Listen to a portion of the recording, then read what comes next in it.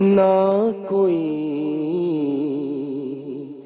قریب کی بات ہے، جسے چاہے اس کو نواز دے۔ یہ درے حبیب کی بات ہے، جسے چاہے اس کو نواز دے۔ یہ درے حبیب کی بات ہے، جسے چاہ در پہ بلا لیا، جسے چاہا اپنا بنا لیا، جسے چاہ در پہ بلا لیا، جسے چاہا اپنا بنا لیا۔ یہ بڑے کرم کے ہیں فیصلے، یہ بڑے نصیب کی بات ہے، یہ بڑے کرم کے ہیں فیصلے، یہ بڑے نصیب کی بات ہے۔ میں بروں سے لاکھ برا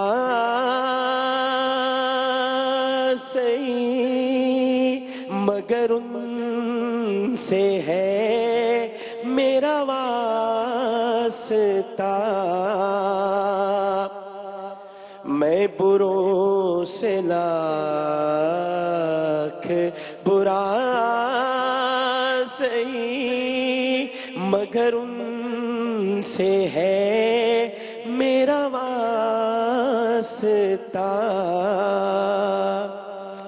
میری لاج رکھ لے میرے خدا، میری لاج رکھ لے میرے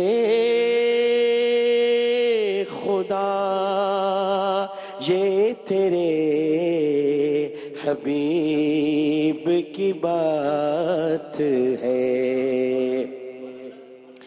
وہ خدا نہیں بخدا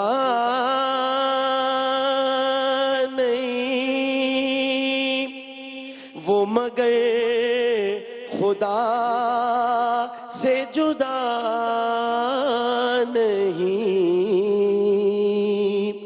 وہ خدا نہیں بخدا نہیں، وہ مگر خدا سے جدا نہیں۔ وہ ہے کیا مگر وہ ہے کیا نہیں، یہ محب حبیب کی بات ہے۔ تجھے اے منور دو بے سرا، در شاہ سے چاہیے اور کیا، تجھے اے منور بے نوا، در شاہ سے چاہیے اور کیا۔ جو نصیب ہو کبھی سامنا، جو جو نصیب ہو کبھی سامنا، جو نصیب ہو کبھی سامنا،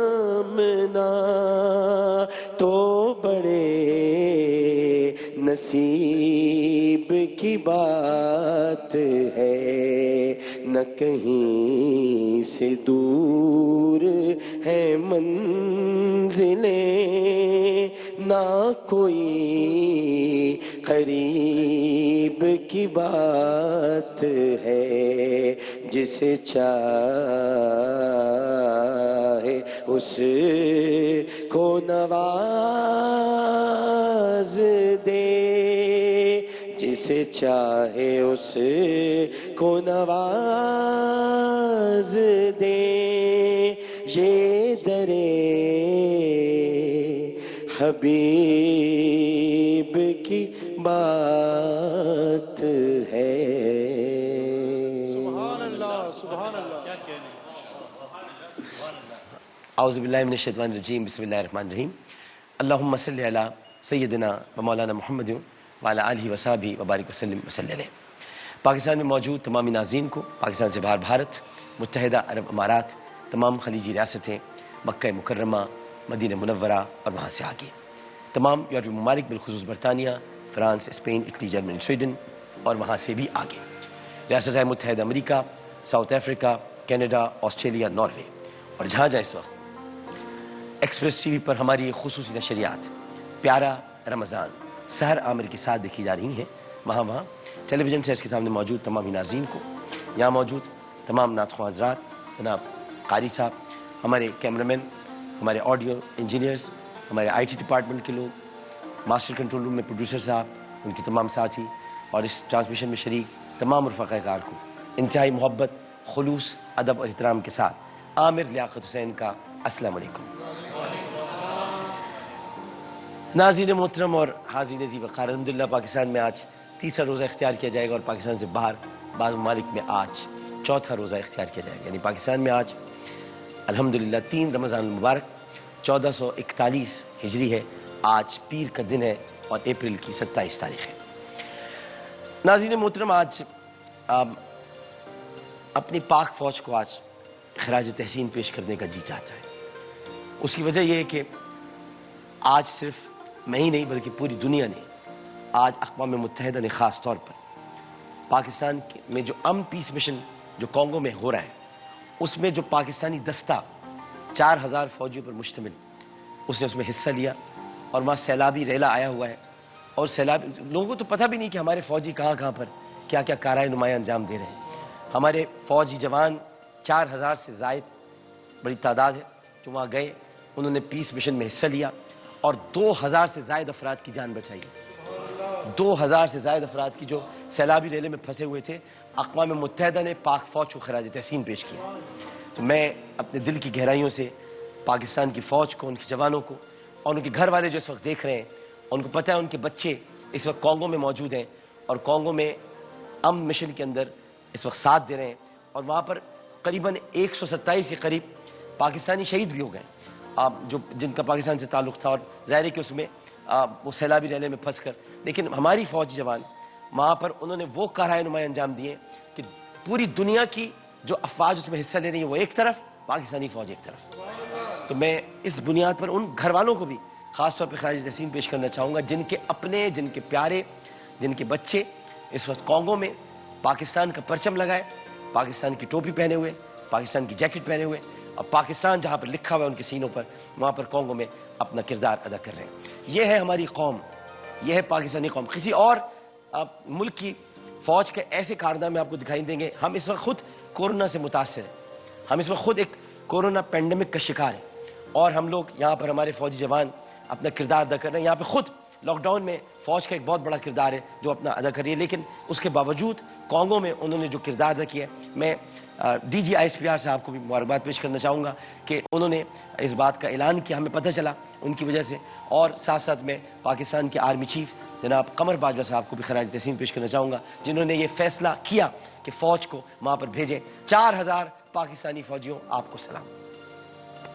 تو یہ خراج تحسین پیش کرنا ضروری تھا، اور ہم چلتے ہیں پیارا قرآن کی طرف. اور پیارا قرآن کی طرف بڑھنے سے پہلے کیا وقفہ لینا ہے یا ہم اس کو کنٹینیو کر دیں؟ ٹھیک ہے تو بسم اللہ. بسم اللہ. السلام علیکم. أعوذ بالله من الشيطان الرجيم.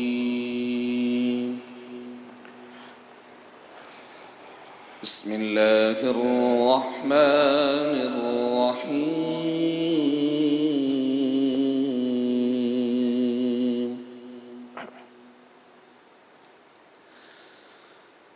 أم حسبتم أن تدخلوا الجنة ولما يأتكم مثل الذين خلوا من قبلكم. اللہ اکبر.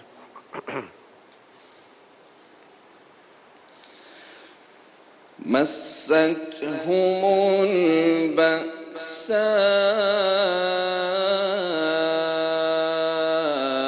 والضراء وزلزلوا حتى اللہ اکبر.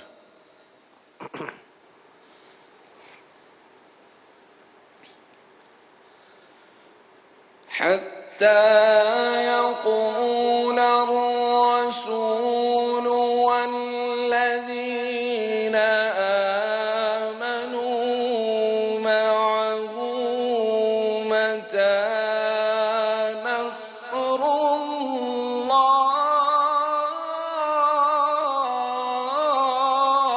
اللہ اکبر. اللہ اکبر. اللہ اکبر.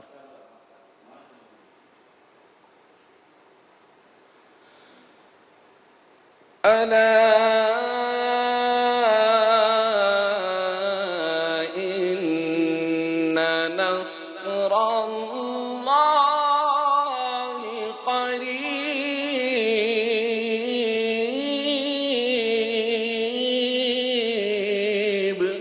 اللہ اکبر. سبحان اللہ. سبحان اللہ.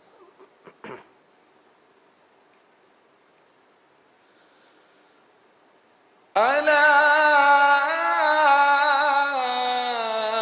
إن نصر الله قريب.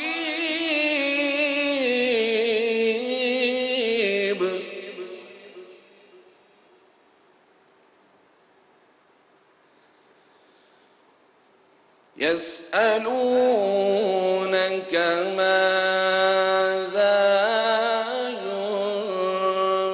ينفقون. اللہ اکبر.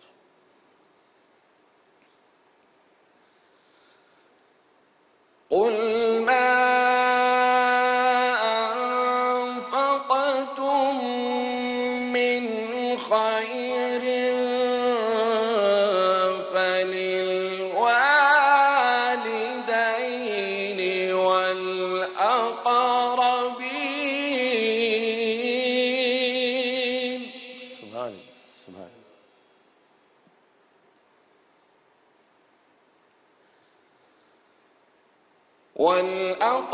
والأقربين واليتامى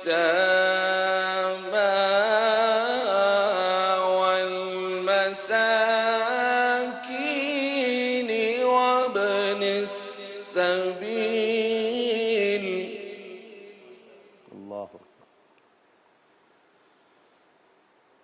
وما تفعلوا من خير فإن الله به عليم.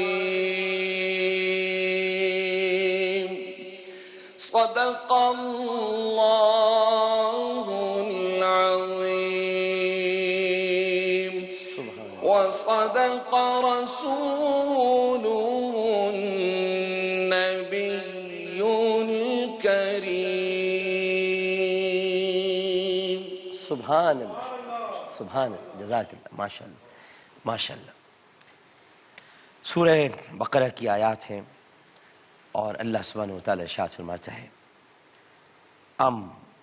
پھر کیا، ام حسبتم، پھر کیا سمجھ رکھا ہے تم نے اے مسلمانوں، ان تدخلوا الجنہ، کہ داخل ہو جاؤ گے تم جنت میں، ان تدخلوا الجنۃ ولما یاتکم، کہ داخل ہو جاؤ گے جنت میں جبکہ ابھی نہیں پیش آئے تم کو.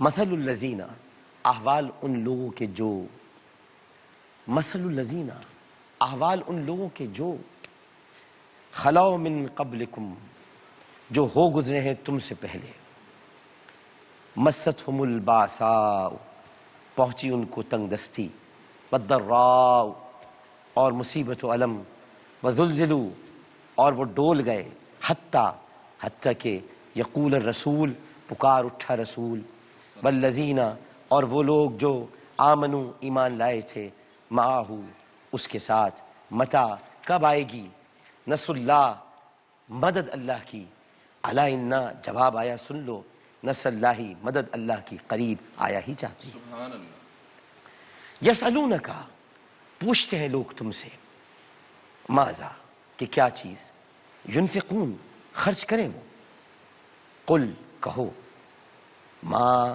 جو کچھ، انفقتم، خرچ کرو تم، من خیر، مال میں سے، فللوالدین، سو وہ ہے والدین کے لیے، فللوالدین، سو وہ ہے والدین کے لیے، والاقربین، رشتہ داروں کے لیے، والیتامى، اور یتیموں، والمساکین، مسکینوں، وابن السبیل، اور مسافروں کے لیے، وما تفعلوا، اور جو بھی کرتے ہو تم، من خیر، کوئی بھلائی، فإن اللہ، تو بے شک اللہ، بہ، اس سے، علیم، فإن اللہ بہ علیم، اس سے پوری طرح باخبر ہے. بے شک. اب یہ جو آیات مبارکہ جن کی تلاوت جناب قاری حسین آرئی صاحب نے کی، اس میں جو پہلا حصہ ہے جو ام حسبتم ان تدخلوا الجنہ، ایک صحابی ہیں، میں ان کا آپ کو نام بتانا چاہتا ہوں، ان کا نام ہے حضرت خباب بن ارت رضی اللہ تعالی عنہ. حضرت خباب بن ارت رضی اللہ تعالی عنہ اسلام لانے والے چھٹے صحابی تھے، چھٹے نمبر پر وہ، جبکہ نبی کریم صلی اللہ علیہ وسلم ابھی دار ارقم منتقل بھی نہیں ہوئے تھے. دار ارقم اسلام کی پہلی یونیورسٹی ہے، حضرت زید بن ارقم کا گھر تھا وہ. اچھا، اس گھر میں مسلمان جمع ہوتے تھے، اور یہ شروع میں 40 مسلمان وہاں جمع ہوئے ہیں. 40ویں تھے حضرت عمر فاروق رضی اللہ تعالیٰ. سبحان اللہ. حضرت عمر فاروق رضی اللہ تعالیٰ عنہ 40ویں مسلمان تھے، جس کے بعد مسلمانوں نے باقاعدہ جلوس نکالا تھا دار ارقم سے، سبحان اللہ. اور حرم کی طرف گئے تھے، کیونکہ حضرت عمر ایمان لے آئے تھے. انہوں نے کہا تھا اب ڈر کس بات کا ہے، اب حرم میں جا کے نماز ادا کریں. اللہ اکبر. تو اس سے پہلے چھٹے نمبر پر حضرت خباب بن ارت رضی اللہ تعالیٰ عنہ ایمان لے کر آئے تھے. انہوں نے یہ واقعہ بیان کیا جس کا ذکر، جو شان نزول جو اس میں ہے، وہ اس طرح سے ہوا کہ حضرت خباب بن ارت، کیونکہ تفسیر بھی رائے ہوتی نہیں ہے، جہاں پر شان نزول ہے وہ بیان کرنا ہوتا ہے. سبحان اللہ. تو حضرت خباب بن ارت رضی اللہ تعالیٰ عنہ بیان کرتے ہیں کہ ایک مرتبہ، اچھا ان کے ساتھ جو ظلم ہوئے میں آپ کو بتا دینا چاہتا ہوں. حضرت خباب بن ارت ان مظلوم صحابہ میں سے ہیں جن پر بہت زیادہ ظلم کے پہاڑ توڑے گئے. یعنی ان کے ساتھ وہ ہوتا تھا کہ جیسے کہ آپ نے حضرت بلال کے بارے میں سنا ہے کہ انہیں تپتی ہوئی ریت پر لٹا کر ان پر بھاری پتھر رکھ دیے جاتے تھے، اور ان پتھروں پر بھی امیہ بن خلف چڑھ کے کھڑا ہو جاتا تھا. لیکن اس سے بھی زیادہ جو ظلم جو سہا ہے حضرت خباب بن ارت نے، ان کے ساتھ یہ ہوتا تھا کہ وہ ایک عورت کے غلام تھے، اور اس نے لوہے کی ایک کنگھی بنا رکھی تھی، اور وہ پہلے اس کو آگ میں جلاتی تھی، اور یہ ان سے پوچھتی تھی تم اپنا ایمان چھوڑتے ہو کہ نہیں چھوڑتے. اور جب یہ کہتے تھے کہ میں رسول کا ساتھ نہیں چھوڑ سکتا، تو وہ لوہے کی کنگھی جو آگ میں جلائی ہوئی ہوتی تھی اس سے ان کے سر میں کنگھا کرتی تھی، اور کھال ان کی باہر نکل جاتی تھی. تو ایک مرتبہ کچھ اتنا زیادہ ان پر ظلم و ستم ہوا کہ ان کی سر کی پوری کھال ادھڑ گئی، اور یعنی چربی باہر نکلنے لگی. اور وہ بہت تکلیف میں رسول کریم صلی اللہ علیہ وسلم کے پاس گئے اور کہنے لگے، یا رسول اللہ صلی اللہ علیہ وسلم، کیا آپ حق پر نہیں ہیں؟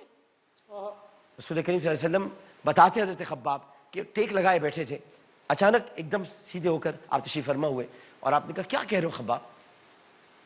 حضرت خباب نے بارگاہ رسالت میں عرض کیا کہ رسول اللہ آپ کے حق پر نہیں ہیں؟ آپ نے ارشاد فرمایا بالکل حق پر ہے. کیا اللہ ہمارے ساتھ نہیں ہے؟ خباب، اللہ ہمارے ساتھ ہے. کیا آپ کو اللہ نے حق کے ساتھ نبی بنا کر نہیں بھیجا؟ خباب بھیجا ہے. تو پھر یہ ظلم کیوں؟ پھر یہ تکلیف کیوں؟ لسان نبوت خاموش ہو گئی، کیونکہ لسان نبوت اپنی خواہش سے کچھ کہتی نہیں تھی. اللہ اکبر. وما ينطق عن الهوى ان هو الا وحی یوحی. بے شک. وہ اپنی خواہش نفس سے کچھ بیان ہی نہیں کرتے، وہ تو وہی کہتے ہیں جو وہی نازل ہوتی ہے. سبحان اللہ. تو اس لیے آپ خاموش ہو گئے اور خاموش رہے آپ، اور یہ آیات نازل ہوئی اس وقت اللہ. کہ اے نبی ان کو بتا دیجئے کہ جنت میں ایسے ہی داخل ہو جائیں گے. جنت میں ایسے ہی داخل نہیں ہوں گے. جنت اتنی آسان نہیں ہے، اس کے لیے بہت کچھ سہنا پڑتا ہے، اس کے لیے بڑی تکلیفیں برداشت کرنا پڑتی ہیں. پچھلے والے لوگ ہلا دیے گئے، ان کی کھالیں اتار دی گئی، یہ سارے واقعات بیان کی گئے. یہاں تک کہ وہ چلا اٹھے کہ اللہ کی مدد کب آن پہنچے گی؟ تو رسول بولا اللہ کی مدد آئے گی، ضرور آئے گی. تو حضرت خباب کہتے ہیں یہ آیات سننے کے بعد میرے قلب کو اتنا اطمینان ہوا کہ میں اپنی آقا عورت کے پاس گیا اور کہا اب جتنے کنگے تو کر سکتی ہے کر لے، میں جان دے دوں گا سرکار مدینہ پر یا سرکار رسالت مآب صلی اللہ علیہ وسلم پر، ان کا ساتھ نہیں چھوڑوں گا، چاہے میری جان چلی جائے میں محمد مصطفیٰ کا ساتھ نہیں چھوڑوں گا. ان کو اتنی تقویت ان آیات سے ملی، ان آیات کے نزول سے. اب یہ یعنی اس میں خوشخبری تھی، اگر یہ صحابہ تھے ان کو پتہ تھا اس میں تو خوشخبری ہے. حالانکہ اگر اجمالی طور پر اس کو دیکھا جائے تو نظر آتا ہے کہ ابھی اور تکالیف سہنی ہے، ابھی اور درد سہنا ہے. لیکن انہوں نے دیکھا کہ اللہ تعالیٰ نے ان کے سوال کا جواب لسان نبوت سے دیا، یعنی اللہ سن رہا ہے، اللہ دیکھ رہا ہے، اللہ خباب کی حالت سے بے خبر نہیں ہے، بے شک. اس میں کوئی شک ہی نہیں ہے. تو اللہ تعالیٰ نے حضرت خباب بن ارت رضی اللہ تعالیٰ عنہ کی تکلیف، ان کے درد اور ان کے صبر کا جواب ان آیات کے ذریعے سے دیا جو قلب اطہر پہ نازل ہوئی اور جن کی تلاوت نبی کریم صلی اللہ علیہ وسلم نے کی. یہ تھا اس کا پہلا حصہ. اس کے بعد ان میں پوچھتے ہیں، اب لوگ سوال کرتے ہیں، ان پوچھا کہ لوگ تم سے پوچھتے ہیں اور پوچھتے ہیں کہ کیا چیز خرچ کریں، مطلب کیا خرچ کریں، سوال کرتے ہیں لوگ. یہ لوگ آیا کرتے تھے اور لوگ آ کے پوچھتے تھے. یہ بھی اس کا شاید نزول یہ کہ کاشان رسالت مآب صلی اللہ علیہ وسلم میں لوگ تشریف لاتے اور لوگ آ کر یہ سوال کرتے کاشان رسالت میں کہ یہ بتائیے کہ ہم خرچ کریں تو کیا خرچ کریں. اللہ تعالیٰ ہمیں خرچ کرنے کا حکم دیتا ہے. اور یہ آپ کو پتہ ہے کہ جب ہم ابتدا کرتے ہیں قرآن پاک کی تو الف لام میم ذالک الکتاب لا ریب فیہ، اور آگے اس میں اللہ تعالیٰ یہی تذکرہ کرتا ہے کہ ہدی للذین ہدی للمتقین الذین یؤمنون بالغیب ویقیمون الصلاۃ ومما رزقناہم ینفقون. یہاں پر بھی ینفقون یعنی خرچ کرنے والوں کا ذکر ہے. تو یہاں انہوں نے پوچھا ہم کیا خرچ کریں، تو انہوں نے کہا کہ بھائی آپ جو خرچ کرنا چاہتے ہیں، جو خرچ کرنا چاہتے ہو تم اپنے مال میں سے، سب سے پہلے تمہارے مال پر اگر کسی کا حق ہے تو والدین کا ہے. سبحان اللہ. اب یہاں پہ یہ بڑا باریک نکتہ ہے کہ آج اولاد اگر کچھ کماتی ہے تو اپنے ماں باپ پر خرچ کرتے ہوئے جتاتی ہے انہیں کہ دیکھیے ہم نے تو اتنا کمایا اور ہم نے خرچ کیا. کوئی احسان نہیں کر رہے تو اپنے ماں باپ پہ خرچ کرتے، بے شک. کوئی احسان نہیں کر رہے. تم اپنی ماں کی اس ایک رات کے پہر کا بھی، ساری زندگی اگر اپنا پیسہ ان پر خرچ کرتے رہو، اس ایک رات کے پہر کا بھی حساب نہیں دے سکتے جو اس نے تمہارے لیے جاگ کر گزارے. اللہ. تم نہیں دے سکتے. تم اپنی ماں پر جتنا چاہے خرچ کر لو، اپنے باپ پر جتنا چاہے خرچ کر لو، ماں باپ پر خرچ کرنے کا تم کوئی حساب دے نہیں سکتے. انہوں نے تمہیں اللہ تعالیٰ کے حکم سے پیدا کیا، تمہاری پرورش کی، تمہیں اس قابل بنایا کہ تم کما سکتے ہو، تم آج کمانے کھانے کے قابل ہو. تو ماں باپ کے لیے سب سے پہلے خرچ کرنا ہے. اس کے بعد رشتہ دار. وہ رشتہ دار آج لوگ پوچھتے کہ زکوٰۃ ہم، بھائی آپ سب سے پہلے اپنے غریب رشتہ داروں کو تلاش کریں، ان رشتہ داروں کو ڈھونڈیں کہ جو جن سے آپ شاید اب آپ کے پاس اتنا مال آ گیا کہ اب شاید آپ ان سے ملنا بھی نہیں چاہتے، آپ ان کے گھر بھی نہیں جانا چاہتے. وہ شاید پست علاقوں میں رہتے ہیں. پست علاقوں سے مراد ہے کہ چونکہ آپ بلند علاقوں میں چلے گئے تو ان کے علاقوں کو آپ پست کہتے ہیں. تو پھر آپ کے پاس رشتہ دار ہیں. پھر یتیم ہیں، یتیموں کا حق. یتیم کون ہوتے ہیں؟ آپ جائیں، آپ اگر یتیموں کی تلاش کرنا چاہتے ہیں اور کہتے ہیں ہمیں نہیں پتا یتیم کہاں ہے، تو آپ اپنے پہلے تو خاندان میں دیکھ لیں کتنے یتیم آپ کو نظر آ جائیں گے. آپ کی شاید کوئی بھائی کا بچہ، شاید آپ کے بڑے بھائی کا کوئی بیٹا، شاید آپ کی کوئی بڑی بہن کا بیٹا یا اس کی بیٹی، یہ بھی آپ کو نظر آئیں گے. یہ آپ کے پاس ہے، ارد گرد ہیں. یہ جن رشتوں کا اللہ تعالیٰ نے ذکر کیا یہ آپ کے قریب ہیں. اور پھر مساکین. اللہ کے رسول نے کیا فرمایا؟ اے میرے پروردگار، میں وہ لفظ حشر استعمال نہیں کر رہا، لیکن رسول اللہ نے فرمایا اے میرے پروردگار مجھے مسکینوں کے ساتھ اٹھانا. اللہ. یعنی آقا کریم کہتے ہیں کہ مجھے مسکینوں کے ساتھ اٹھانا. تو مساکین کا کتنا بڑا مقام ہے. اور پھر اس کے بعد کہا اور پھر مسافروں کے لیے خرچ کرو. مسافر ہم جب جاتے ہیں، قاری صاحب جب بھی ہم ابھی احمد رضا قادری بھی آ گئے، ہم لوگ جب حج پر جاتے تھے تو ہم ایک بات ضرور کرتے تھے ساتھ. ہم لوگوں نے 2 حج ساتھ کی ہیں. تو ہمیں بات ضرور کرتے تھے کہ ہم مسافر ہوتے ہیں مکے میں، یار لوگ ہم پہ خرچ ہی نہیں کرتے، الٹا ہمیں خرچ کرنا پڑتا ہے. جبکہ حدیث تو یہ تھی، اور آپ کو پتہ ہے کہ سورہ قریش جو نازل ہوئی تھی اسی نازل ہوئی تھی کہ یعنی وہاں اہل قریش جو تھے ان کو اللہ نے جو فوقیت جو عظمت دی تھی وہ اسی بنیاد پہ دی تھی کہ وہ حاجیوں کو کھانا کھلاتے ہیں، پانی پلاتے ہیں. تو پانی تو ہم پی لیتے وہاں زمزم کا. تو ہم یہ کہتے ہیں کہ بھائی کھانے کی بھی پوچھ لیں ہمیں. تو پھر اس کے بعد پتہ چلتا ہے کہ جو پکڑ کے ہمیں دسترخوان پہ لے کے جاتے ہیں وہ اہل عرب ہی ہوتے ہیں، وہ پکڑ کے لے کے جاتے ہیں، آؤ دسترخوان پہ آ جاؤ ہمارے آ کے بیٹھ جاؤ. تو اس کا مطلب وہاں پر مسافروں کو کھانا اور ان کا خیال رکھا جاتا ہے. اور پھر یہ کہ اللہ سبحانہ وتعالیٰ نے بتایا کہ جو بھی تم اچھے کام کرتے ہو، یہ مت کبھی پریشان ہونا کہ ہم نے نیکیاں کی تو ہمیں ہماری نیکی کا کوئی اعلان نہیں ہو سکا. اللہ تعالیٰ تمہارے اعمال سے بخوبی واقف ہے، باخبر ہے، وہ سب دیکھ رہا ہے. اللہ تعالیٰ نے یہاں اپنی شان علیمی کا ذکر کیا ہے کہ میں باخبر ہوں، میں علم رکھتا ہوں، مجھے پتہ ہے کہ تم نے کیا کیا کیا نہیں کیا. تو آپ کسی کو بھی نہ کہیں کہ کون کس انداز میں بیٹھا ہوا کیا بات کر رہا ہے، آپ کیا جانیں، رب جانتا ہے اس کے دل کا حال. آپ جج نہیں ہو، آپ بن بھی نہیں سکتے جج، اور آپ اس جج کی پوزیشن پر آئے بھی نہیں. یہ اللہ تعالیٰ کو جج کرنے دیجئے کہ کون کس مقام پر کہاں کھڑا ہوا ہے. اللہ کی پکڑ سخت ہوتی ہے، آپ کی تو کوئی پکڑ ہی نہیں ہے. اللہ کی پکڑ سب سے خطرناک ہوتی ہے، اور اللہ کی پکڑ ایسی سخت ہوتی ہے کہ اس سے کوئی بچ نہیں سکتا. تو اگر کوئی ریاکار ہے، اگر کوئی غلط کام کر رہا ہے تو اللہ کی پکڑ میں ہے وہ. اگر وہ سمجھتا ہے کہ وہ اللہ کی پکڑ میں نہیں ہے تو اس کے باوجود وہ سمجھ لے کہ اس سے زیادہ وہ اللہ کی پکڑ میں ہے. کیونکہ اگر وہ یہ سوچ لیا ہے تو پھر تو وہ تکبر میں آ گیا ہے، وہ تو تکبر کی آخری حدوں کو وہ چھو چکا ہے، لہٰذا وہ اللہ کی پکڑ میں ہے. تو ان آیات سے ہمیں جو اسباق ملتے ہیں، پہلا سبق تو یہ کہ اللہ کی راہ پر اگر چل پڑیں تو پھر ڈٹے رہیں. تکلیفیں آئیں گی، پریشانیاں آئیں گی، الزامات لگیں گے، برا کہا جائے گا، مگر اللہ تعالیٰ تو خوش ہے نا. بس اطمینان ہی ہونا چاہیے، اللہ خوش ہے، اللہ کا رسول خوش ہے، اور اللہ اس کا رسول خوش ہے تو پھر اس سے بڑا کوئی اطمینان نہیں. اور دوسرا سبق یہ کہ خرچ کرو والدین پر، ان کو جتانا مت، کبھی مت جتانا. ماں باپ کی آنکھ سے جب آنسو نکلتا ہے نا چپ چاپ، جب اولاد کہتی ہے کہ میری تنخواہ 10,000 روپے، 8,000 تو آپ ہی پہ خرچ کر دیے، آپ کی دوائیوں پر، آپ کے اخراجات ہیں، آپ کے گھر، تو اس وقت چپ چاپ 2 آنسو نکلتے ہیں ماں باپ کے. ان آنسوؤں سے بچنا، ان آنسوؤں سے بچنا. اس وقت ماں باپ یہ سوچ رہے ہوتے ہیں کہ جب یہ چھوٹا تھا تو اس کے ڈائپر خریدنے کے پیسے ہمارے پاس نہیں ہوتے تھے، ہم کسی سے لے کر اس کے لیے ڈائپر لاتے تھے، اس کے لیے دودھ کا ڈبہ لاتے تھے، ہم نے کس طرح سے اس کو پالا ہے. آج ہمیں کہہ رہا ہے کہ ہماری دوائیوں پہ پیسے خرچ کرنے پڑ رہے ہیں. ارے دوائیاں ہی تو بیٹا کچھ دنوں بعد مر جائیں گے، ابھی تو دوائیاں یاد آئیں گی، پھر اس کے بعد تم دوائیاں اٹھاتے پھرو گے. جب ماں باپ کا جنازہ چلا جاتا ہے تو بچے اس کے بعد دوائیاں تلاش کرتے ہیں، ہماری امی یہ دوائی استعمال کرتی تھی، یہ دوائی استعمال کرتی تھی، دوائیاں یہیں رہ جاتی ہیں، ماں باپ چلے جاتے ہیں. تو ماں باپ کی بہت خیال کریں، ان سے بہت پیار کریں. اللہ تعالیٰ ہم سب کو ماں باپ سے محبت کرنے کی توفیق عطا فرمائے. ایک وقفہ لیتے ہیں، وقفے کے بعد ہمارا ہوگا پیارا فرمان، لیکن پہلے ایک وقفہ. السلام علیکم ورحمۃ اللہ.